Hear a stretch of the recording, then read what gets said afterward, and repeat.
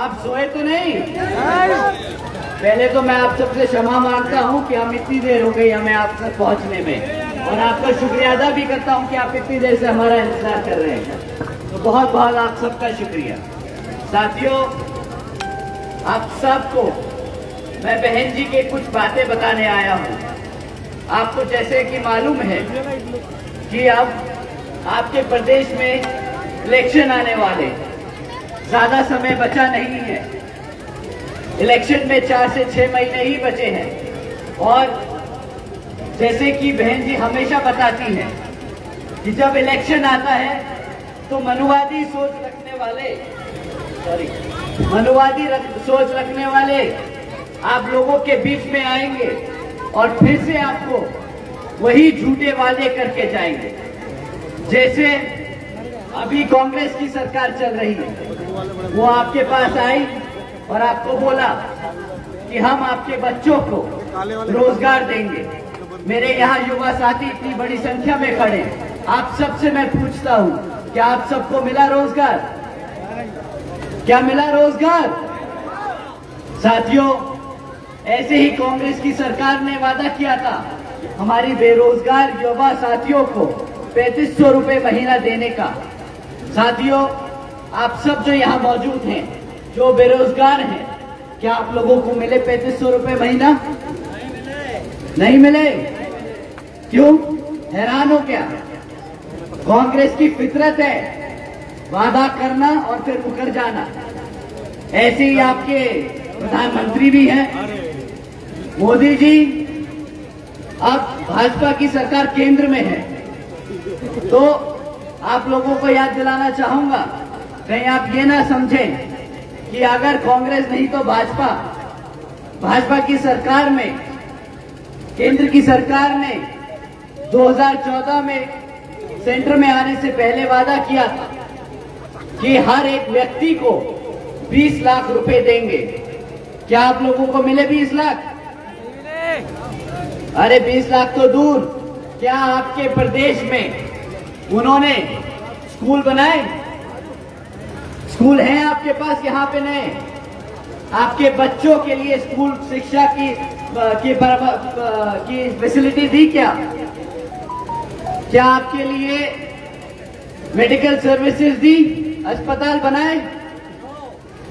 साथियों, बहन जी की 4 बार उत्तर प्रदेश में सरकार रही और चारों बार बहन जी ने इतने काम किए सब समाज के साथ साथ बहुजन समाज के लिए, जो आज भी, अरे मेरे टट्टे, जो कई बार 4 बार की सरकार में जो हमारे बहुजन समाज के साथ साथ सर्व समाज में गरीब समाज के लोगों के लिए काम किए। साथियों, जैसा कि आपको मालूम है, सावित्रीबाई फुले शिक्षा योजना के तहत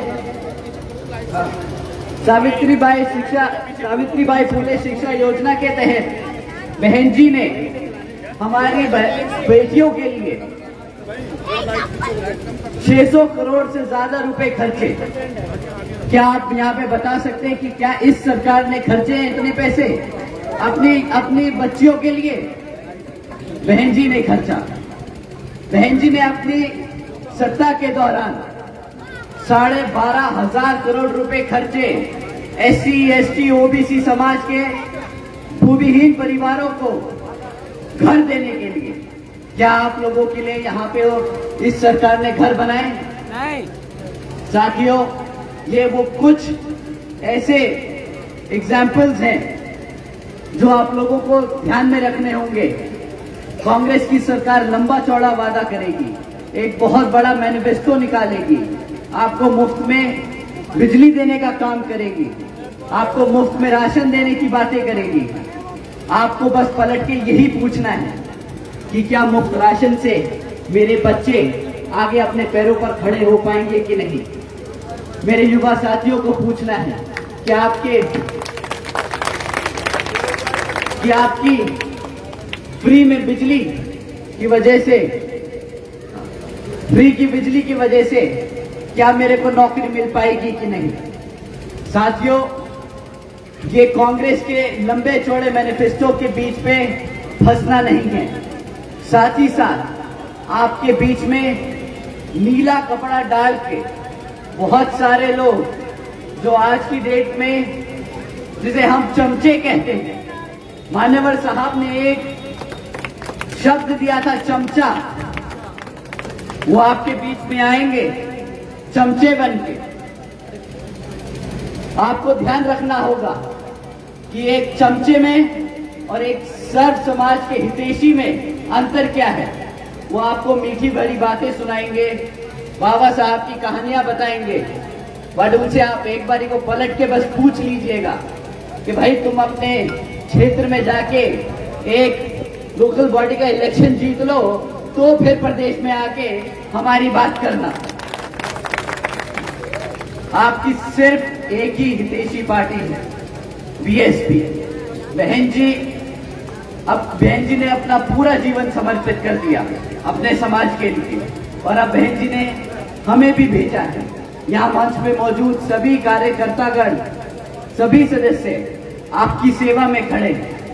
आप आने वाले इलेक्शन में हाथी के सामने वाला बटन दबाकर यहाँ के कैंडिडेट को जयपुर ले जाने का काम करेंगे, और बदले में वो प्रत्याशी 24 घंटे आपकी सेवा में खड़ा रहेगा। बहन जी ने इस बारी क्लियर कर दिया है कि अब आपका जिताया हुआ कैंडिडेट बाहर से समर्थन नहीं देगा। हम सब सरकार में शामिल होंगे, इसलिए नहीं कि हम जीती हुई सरकार को, जो मजबूर सरकार है, उसको सपोर्ट करते हैं। हम इसलिए शामिल होंगे ताकि हम अपने समाज के लिए काम कर सके, आपके लिए काम कर सके। तो साथियों, आपसे बस यही कुछ बातें आपको बताने आए हैं। आप जो इतनी बड़ी संख्या में यहाँ इतनी देर रात तक हम सबको सुनने के लिए खड़े हैं, तो आप सभी का मैं तहे दिल से शुक्रिया अदा करता हूँ। स्पेशली जो यहाँ पे हमारी बुजुर्ग माताएं बहनें, हमारी जवान बहनें यहाँ जो हमारा इंतजार कर रही थी, तो आप सभी का भी मैं तहे दिल से शुक्रिया अदा करता हूँ। मेरे जवान साथियों, आप सबसे भी यही दरख्वास्त है कि जब आपका प्रत्याशी यहाँ सड़कों पे निकले तो आप एकजुट होकर उसको जिताने का काम करें।